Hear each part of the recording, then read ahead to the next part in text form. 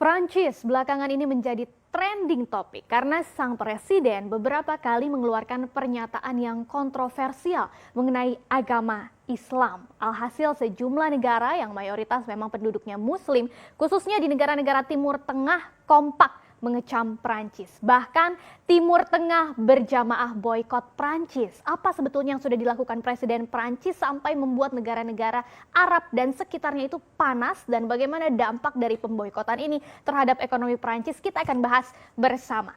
Jadi Presiden Prancis Emmanuel Jean-Michel Frédéric Macron ini memang sudah memicu kontroversi mengenai Islam setidaknya sejak awal bulan Oktober ini ya. Kalau kita ingat dalam pidato utamanya yang fokus memang membahas pertempuran melawan radikalisme Islam di Prancis. Di awal Oktober kemarin, Macron itu menyebut Islam adalah agama yang sedang mengalami krisis di seluruh dunia. Dan saat itu juga Macron mengenalkan dan menjelaskan ada rencana undang-undang untuk melawan separatisme Islam atau upaya pemisahan sejumlah umat Muslim di Prancis dari persatuan negara. Nah, Macron menyebut undang-undang ini penting untuk dibuat dalam rangka mendorong bentuk Islam yang memang sesuai dengan nilai-nilai Republik. Di saat yang sama, Macron ini juga membuat umat Muslim naik pitam karena membiarkan majalah satir yaitu Charlie Hebdo pada saat itu yang sempat menerbitkan ulang karikatur Nabi Muhammad untuk menandai dimulainya sidang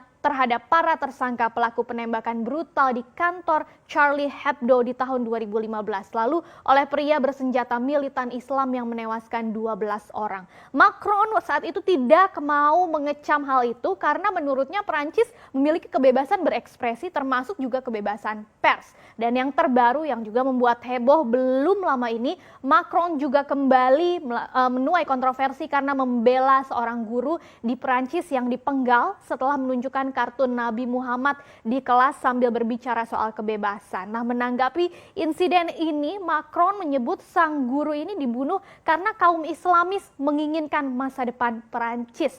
Padahal kalau dalam kepercayaan Muslim, Nabi Muhammad memang tidak boleh digambarkan seperti manusia. Karena hal tersebut adalah bentuk penghinaan, bahkan bisa menghadapi hukuman mati kalau di Pakistan. Nah, pernyataan Macron ini sontak menimbulkan pro dan kontra ya. Sejumlah pejabat di Eropa tentu berada di pihak Macron. Sedangkan negara-negara Muslim seperti Iran, Pakistan, dan Turki itu mengecam Macron karena memang dinilai sudah melukai umat Muslim. Bahkan yang terbaru, Indonesia, kita juga baru saja menyatakan sikapnya mengecam Presiden Prancis atas pernyataannya. Nah, berbagai kecaman tersebut ternyata juga sampai berujung pada aksi boykot produk asal Prancis ya. Ada tagar atau hashtag boycott French products yang menjadi viral di media sosial berbagai negara Timur Tengah ya, mulai dari Kuwait, Qatar, Turki, Palestina, Aljazair, Mesir, Yordania, sampai Arab Saudi dan yang lain-lainnya ini menggunakan hashtag boycott French products. Dan beberapa asosiasi perdagangan hingga perusahaan-perusahaan Arab pun mengumumkan sikapnya untuk memboikot produk-produk Prancis. Kita lihat di Kuwait itu ada ketua dan anggota Dewan Direksi dari Al Naim Cooperative Society yang memutuskan untuk memboikot semua produk Prancis dan mengeluarkannya dari rak supermarket mereka. Kemudian ada juga asosiasi Dahiyat Al-Thur yang juga mengambil langkah yang sama untuk memboikot produk Prancis ya. Dan hal serupa juga terjadi di Qatar. Ada perusahaan asal Qatar yaitu Wajbah Dairy dan Almera Consumer Goods Company yang melakukan hal yang sama. Sementara itu di Turki melalui presidennya langsung, Presiden Erdogan juga meminta warga Turki untuk memboikot produk-produk Prancis setelah menyebut Presiden Prancis sepertinya memerlukan perawatan mental. Nah, menanggapi ini, pemerintah Prancis menilai aksi boikot itu tidak berdasar sama sekali dan harus segera dihentikan. Federasi Pengusaha Prancis juga mendesak perusahaan untuk menolak boikot produk yang dilakukan oleh negara-negara Arab dan menyebut hal ini sebagai tindakan pemerasan. Boikot dianggap hanya memperburuk keadaan, apalagi sejumlah perusahaan di Prancis memang sudah terpukul karena pandemi corona. Nah, kira-kira akan separah apa sih dampaknya ke ekonomi Prancis kalau memang betul-betul masif boykot produk Perancis yang dilakukan oleh negara-negara Muslim ya.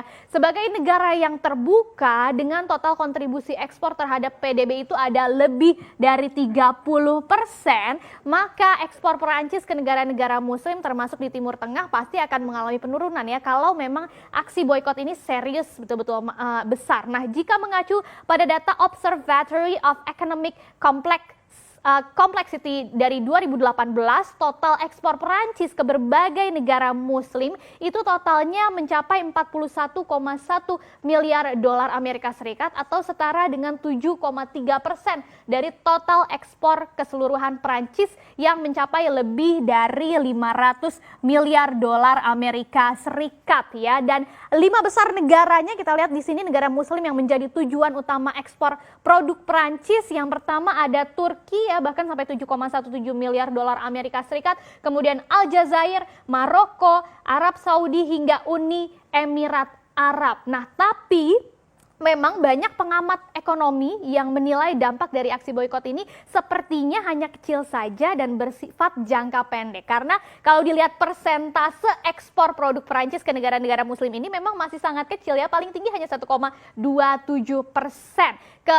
Ke sejumlah perusahaan yang penjualannya memang fokus di Timur Tengah, itu yang punya porsi besar, tentu akan terdampak. Tapi kemungkinannya masih jauh lebih kecil dari dampak COVID-19 ke ekonomi Perancis sendiri. Nah, sektor apa saja yang kira-kira bisa terdampak karena memang ada hubungan erat antara Prancis dan negara-negara Muslim ya. Yang pertama ada dari sektor pertanian ya. Dari sektor pertanian ini khususnya di gandum, karena selama ini Prancis adalah pengekspor utama produk pertanian global. Tapi ternyata hanya 3%-nya saja nih yang diekspor atau dikirim ke Timur Tengah dan memang didominasi oleh biji-bijian. Nah, selanjutnya ada supermarket yang salah satunya yang juga viral di media sosial adalah aksi boykot Carrefour yang merupakan salah satu supermarket ternama di Prancis gitu ya, dan ini juga buka di sejumlah negara Timur Tengah mulai dari Pakistan, Lebanon, Bahrain, Maroko dan yang lainnya. Kemudian dari sektor energi ya,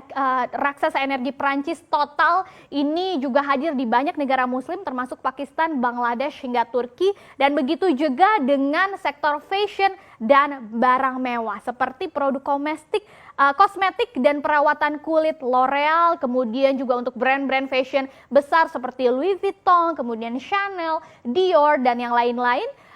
Ini juga ada di beberapa negara Muslim, tapi memang Timur Tengah hanya menyumbang sebagian kecil penjualan dibandingkan dengan Amerika Serikat, Asia atau Eropa. Kemudian dari sektor pertahanan dan ruang angkasa, sebagai salah satu negara pengekspor senjata terkemuka di dunia juga, perusahaan asal Prancis Thales ini juga menjual senjata, teknologi penerbangan dan sistem transportasi umum ke sejumlah negara Muslim, termasuk Arab Saudi, Uni Emirat Arab, Turki hingga Qatar. Kemudian Mesir dan Qatar ini juga ternyata merupakan beberapa negara yang sudah memesan jet militer Rafale dari Dassault, dan ini terakhir ada sektor otomotif, ini juga ada kaitannya karena produsen mobil Prancis Renault mencantumkan Turki itu sebagai pasar terbesar ke-8 dengan penjualannya di semester pertama tahun ini saja sudah hampir 50.000 unit. Begitu juga dengan PSA ini yang membuat merek-merek seperti Peugeot dan Citroën itu juga